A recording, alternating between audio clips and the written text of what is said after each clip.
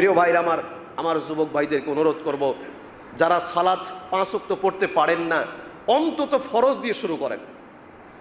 অলসতা লাগতেছে, জোহরের সালাত 10 রাকাত কেমনে পড়বো? 4 রাকাত সুন্নত, তারপরে 4 রাকাত ফরজ, তারপরে 2 রাকাত সুন্নাত।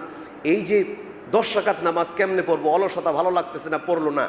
ঈশান নামাজ আবার এত রাকাত, 4 রাকাত ফরজ, 2 রাকাত সুন্নাত, কমপক্ষে 1 রাকাত বেতের। এই যে 7 রাকাত নামাজ কিভাবে পড়বো? ভিতরে যদি অলসতা কাজ করে, ভাই, কলিজার টুকরা সোনামানিক ভাই আমার, অনুরোধ করি, পায়ে ধরে নিবেদন করি, আগে ফরজ দিয়ে শুরু করো। জোহরের মাত্র তুমি 4 রাকাত পড়ো, আপাতত শুরু করো, মাত্র 4 রাকাত পড়ো জোহরের। আসরের তো 4 রাকাত ফরজ। যদি তোমার সুন্নত পড়তে বেশি কষ্ট হয়, তুমি আগে শুরু করো নামাজটা, শুধু ফরজগুলো পড়ো। প্রত্যেক ওয়াক্তে যে কয় রাকাত করে ফরজ নামাজ আছে, ফরজগুলো পড়ো। দেখবে ফরজ পড়তে পড়তে পড়তে পড়তে এক সময় আর সুন্নাত বাদ যাবে না। তখন একটা মহব্বত ভিতরে এসে যাবে, তখন অটোমেটিক মনে হবে না, সুন্নাতটা ছেড়ে দেওয়া ঠিক হবে না।